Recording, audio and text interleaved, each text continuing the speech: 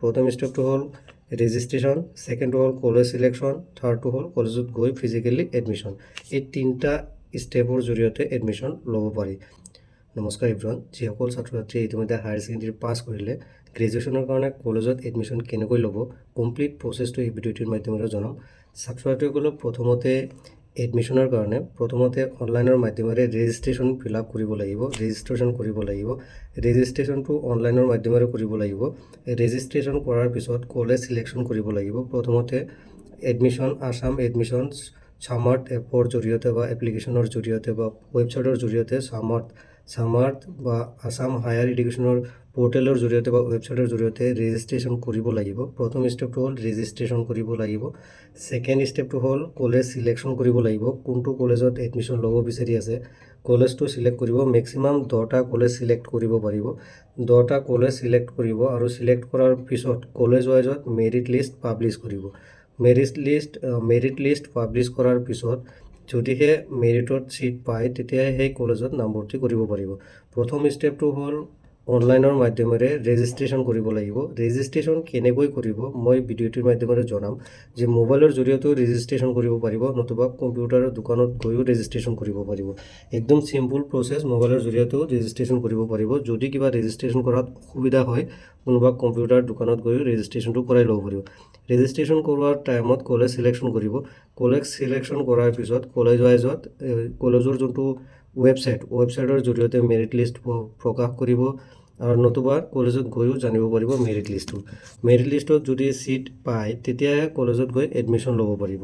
প্ৰথমতে ৰেজিষ্ট্ৰেশ্যনটো কেনেকৈ কৰিব মোবাইলৰ জৰিয়তে কৰিব পাৰিব।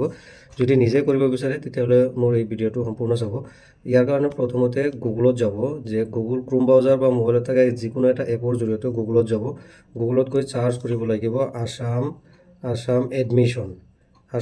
এডমিশ্যন এনেকৈ টাইপ কৰিব। আছাম এডমিশ্যন .samart samart.ac.in এনেকৈ টাইপ কৰিব। টাইপ কৰি অ'কে কৰিব। অ'কে কৰাৰ পিছত নতুন এনেকুৱা এটা ইণ্টাৰফেচ দেখা পাব। ইয়াত ইণ্টাৰফেচ দেখা পাই আছে আৰু ইয়াত চাওক Assam higher secondary, Assam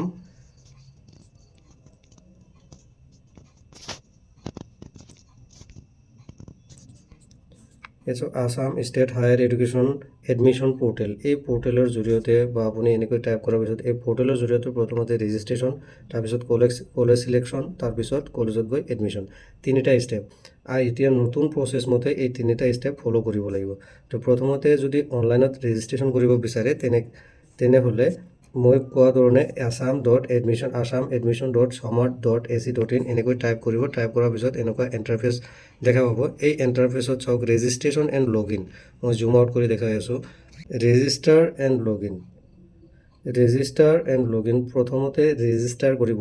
register কেনেকৈ কৰিব, এই ৰেজিষ্টাৰ লাইনটোত ক্লিক কৰিব লাগিব। ক্লিক কৰাৰ পিছত এনেকুৱা ইণ্টাৰফেচ দেখা পাব। চাওক এনেকুৱা এটা ইণ্টাৰফেচ দেখা পাব। আপুনি প্ৰথমতে আপোনাৰ নিজৰ নাম, ষ্টুডেণ্টৰ নিজৰ নাম, ডেট অফ বাৰ্থটো চিলেক্ট কৰিব লাগিব। ডেট অফ বাৰ্থটো টাইপ কৰি ল'ব। ইয়াৰ পিছত দিব ইমেইল এড্ৰেছ কনফাৰ্ম কৰিব, দুবাৰ টাইপ কৰিব। ইয়াৰ পিছত পাছৱৰ্ড দিব। পাছৱৰ্ড নামৰ এগেইনষ্টত দিব পাৰে, যেনিবা মই এক্সাম্পল দিলাম asam@123 এনেকুৱা ধৰণৰ এটা চিম্বল। নিজৰ নাম প্ৰথমতে কেপিটেল দিব, বাকীখিনি স্মল দিব আৰু যিকোনো নাম্বাৰ এটা দি দিব। দি ডাবল টাইপ কৰি ল'ব। প্ৰথমতে পাছৱৰ্ড টাইপ কৰিব, ৰি-এণ্টাৰ কৰি ল'ব। এনেকৈ ৰি-এণ্টাৰ কৰাৰ পিছত নিজৰ মোবাইল নম্বৰটো দিব লাগিব। পাছৱৰ্ডটো এণ্টাৰ কৰি ল'লে এনেকৈ। ইয়াৰ পিছত মোবাইল নম্বৰ দিব। মোবাইল নম্বৰ টাইপ কৰিব, যাৰ যোনটো হয় মোবাইল নম্বৰ দিলে। ইয়াৰ পিছত কেপচাৰটো ইয়াত এইটো বক্সত কেপচাৰটো টাইপ কৰিব লাগিব। ইয়াত দিয়া আছে, স্ক্ৰীনত দিয়া ধৰণে আপুনি টাইপ কৰিব লাগিব। টাইপ কৰাৰ পিছত ক্ৰিয়েট একাউণ্ট, এই ক্ৰিয়েট একাউণ্টত ক্লিক কৰিব। ক্লিক কৰাৰ লগে লগে প্ৰাইমাৰী ৰেজিষ্ট্ৰেশ্যন হৈ যাব। মই যিহেতু অলৰেডি প্ৰাইমাৰী ৰেজিষ্ট্ৰেশ্যন কৰিছোঁ, আপোনাৰ ডিটেইলছখিনি এনেকৈ ফিল আপ কৰাৰ পিছত কিন্তু মোবাইলত আপুনি যোনটো ইমেইল দিব সেই ইমেইলত মই অপশ্যনত ক্লিক কৰিব, এই লাইটটোত ক্লিক কৰিব। ক্লিক কৰাৰ লগে লগে আপোনাৰ ইমেইলত আৰু মোবাইলত OTP যাব। সেই OTPটো আপুনি কি কৰিব, টাইপ কৰি ল'ব। টাইপ কৰি পুনৰ কেপচাৰ এটা থাকিব, কেপচাৰটি ক্লিক কৰিলে আপোনাৰ প্ৰাইমাৰী ৰেজিষ্টাৰটো হৈ যাব। ৰেজিষ্ট্ৰেশ্যন হোৱাৰ পিছত আপুনি যোনটো পাছৱৰ্ড দিলে ইয়াতে আৰু ইমেইল ID দিলে, সেই ইমেইল ID আৰু পাছৱৰ্ডটো দি পুনৰ লগ ইন কৰিব লাগিব। লগ ইন কৰিবলৈ চাওক ইয়াতে লগ ইন লাইন আছে। পুনৰ ছেম প্ৰচেছতে লগ ইন লাইনত যাব। লগইন লাইনত ক্লিক কৰি আপুনি পুনৰ লগইন কৰিব লাগিব। মই লগইন লাইনত ক্লিক কৰিলোঁ। ক্লিক কৰাৰ লগে লগে এনেকুৱা ইণ্টাৰফেচ দেখা পাব লগইন। ইয়াৰ কাৰণে আপুনি কি কৰিব, আপোনাৰ ৰেজিষ্টাৰ ইমেইল নাম্বাৰটো টাইপ কৰিব আৰু যোনটো পাছৱৰ্ড দিছিলে সেই পাছৱৰ্ডটো আপুনি টাইপ কৰি ল'ব। এতিয়া মই ৰেজিষ্টাৰ ইমেইল আইডি আৰু পাছৱৰ্ডটো দিয়াৰ পিছত টাইপ কৰিব কৰাৰ পিছত পুনৰ কেপচাটো টাইপ কৰিব। কেপচা টাইপ কৰাৰ পিছত লগইন লাইনটোত ক্লিক কৰিব। এনেকৈ লগইন লাইনত ক্লিক কৰাৰ লগে লগে আপোনাৰ ডেছবৰ্ডটো লগইন হৈ যাব। এনেকৈ ছেভ কৰিব পাৰিব। আপোনাৰ চাওক প্ৰফাইল ষ্টেটাছ ইনকমপ্লিট। এতিয়া জাষ্ট ৰেজিষ্টাৰে হৈছে, আপোনাৰ প্ৰফাইলটো কমপ্লিট কৰিব লাগিব। কমপ্লিট কৰিবলৈ প্ৰথমতে কমপ্লিট প্ৰচেছ এই লাইনটোত ক্লিক কৰিব। এই লাইনটোত ক্লিক কৰাৰ লগে লগে প্ৰফাইলটো কমপ্লিট কৰিব। প্ৰফাইল কমপ্লিট কৰাৰ পিছত আপুনি এপ্লিকেশ্যন আপুনি কলেজ চিলেকশ্যন কৰিব লাগিব। প্ৰথমতে প্ৰফাইলটো এনেকৈ আপুনি প্ৰফাইলটো কমপ্লিট কৰিব। আপোনাৰ নাম ডিটেইলছখিনি আপোনাৰ ফিল আপ কৰিব, ডেট অফ বাৰ্থ, আপোনাৰ ফাদাৰ্ছ মাদাৰ্ছ নেম, এইখিনি ডিটেইলছ ফিল আপ কৰিব। ফিল আপ কৰাৰ পিছত ছেভ এণ্ড নেক্সট, এই ছেভ এণ্ড নেক্সট লাইনটোত ক্লিক কৰিব। যিমান ষ্টেপ থাকিব আপুনি ফিল আপ কৰিব আৰু ছেভ এণ্ড নেক্সট মাৰি যাব যেতিয়ালৈকে নেকি ফাইনেল ষ্টেপ নাহিব। তেনেকৈ ছেভ এণ্ড নেক্সটত ক্লিক কৰিব। অ'কে কৰিব। এনেকৈ অ'কে কৰিব। ছেভ এণ্ড নেক্সট লাইনত ক্লিক কৰিব, অ'কে কৰিব। পুনৰ এনেকুৱা ইণ্টাৰফেচ আহিব, মানে নেক্সট ষ্টেপত আপুনি এনেকৈ ওপৰৰ পৰা টানিব, স্ক্ৰল ডাউন কৰিব। কৰি আপুনি চাওক তলত এটা আছে কি আছে, প্ৰচিড টু নেক্সট। পুনৰ নেক্সট কৰিব। প্ৰথমতে চাই ল'ব আপোনাৰ ডিটেইলছখিনি। প্ৰচিড টু নেক্সট লাইনত ক্লিক কৰিব। পুনৰ এনেকুৱা এটা ইণ্টাৰফেচ দেখা পাব। তাৰপিছত আপুনি কি কৰিব, য়েছ ন' আপুনি কৰিব। তৈও ইয়াতে চাওক ন' বুলি আপুনি চবতে ন' বুলিয়ে মেক্সিমামতে মাৰিব লাগিব। কাৰণ ইয়াতে চাওক, do you have any illness which required continue আৰু ইমাৰ্জেঞ্চি মেডিকেল এটেনশ্যন। যদি আপোনাৰ কিবা বেমাৰী হৈ আছে বা মেডিকেল ট্ৰিটমেণ্ট ল'ব লাগে, এতিয়া ল'ব লগা আছে নে নাই। যদি আছে য়েছ দিব, যদি নাই ন' দিব। আছে বুলি দিলেতো আপুনি বেমাৰী হৈ থাকিল। এতিয়া য়েছ নিদিব, ন'য়ে দিব। আপুনি কোনটো লোকেশ্যনত বা আপোনাৰ জিঅ'গ্ৰাফি এৰিয়াত হেৰি কৰে, ৰুৰেল না আৰবান, এইটো চিলেক্ট কৰিব লাগিব। এনেকৈ আপুনি অপশ্যনকেইটা য়েছ ন' টাইপ কৰিব। মেক্সিমামটো ন'য়ে হ'ব। তেনেকৈ টাইপ কৰাৰ পিছত আপুনি কি কৰিব, পুনৰ প্ৰচিড টু নেক্সট এই লাইনটোত আপুনি ক্লিক কৰিব। এই লাইনত ক্লিক কৰাৰ লগে লগে পুনৰ নেক্সট ষ্টেপ আহিব। ইয়াৰ পিছত চাওক আপলোড ডকুমেণ্টছখিনি আপুনি কি কৰিব, আপলোড কৰিব লাগিব। এনেকৈ ডকুমেণ্টছখিনি আপলোড কৰিব। ইয়াতে বহুতকেইটা যোনকেইটা আপুনি কি ডকুমেণ্টছ লাগিব চাওক। প্ৰথমতে লাগিব ফটো ছিগনেচাৰ লাগিব। ইয়াৰ পিছত কি লাগিব, ID প্ৰুফ এটা লাগিব। 3 নম্বৰটো হ'ল ID প্ৰুফ এটা লাগিব।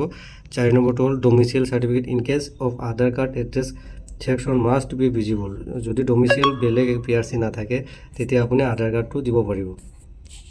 ইয়াৰ পিছত ৰেচন কাৰ্ড, যদি ফি ৱেইভাৰ হয়, যদি আপোনাৰ ফ্ৰী এডমিশ্যন ল'ব বিচাৰে তেতিয়াহ'লে ফি ৱেইভাৰ অপশ্যনটো আগতে মই চিলেকশ্যন কৰিছোঁ। আপুনি চিলেকশ্যন এজ দিব আৰু এনেকৈ ৰেচন কাৰ্ড আপোনাৰ আপলোড কৰিব লাগিব। ফি ৱেইভাৰ হ'লে মানে ফ্ৰীতে এডমিশ্যন ল'ব বিচাৰিলে ৰেচন কাৰ্ডটো আপলোড কৰিব লাগিব। ইয়াৰ পিছত আপলোড ট্ৰান্সফাৰ চাৰ্টিফিকেট, যদি স্কুল ট্ৰান্সফাৰ চাৰ্টিফিকেট নাপায় তেতিয়াহ'লে মাৰ্কশ্বিটটো দি দিব।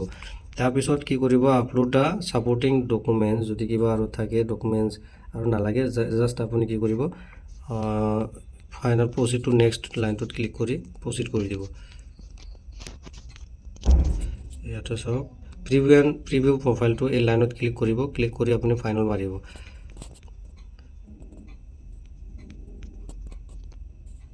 আৰু এটা মোৰ লগইন ID দেখুৱাই আছোঁ, কাৰণ এইটোত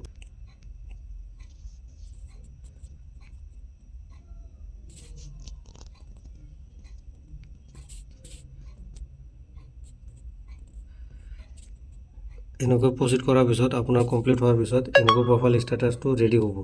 তেনেকৈ ৰেডি হোৱাৰ পিছত আপুনি এপ্লাই কৰিব লাগিব। এপ্লাই কৰিবলৈ আপুনি কলেজ চিলেকশ্যন কৰিব লাগে। এতিয়া ছেকেণ্ড ষ্টেপটো হ'ল কলেজ চিলেকশ্যন। এতিয়া প্ৰাইমাৰী প্ৰফাইল যেতিয়া এনেকৈ ৰেডি হ'ব, আপোনাৰ প্ৰফাইলটো ষ্টেটাছ চাওক, প্ৰফাইল এনেকৈ ৰেডি হ'ব।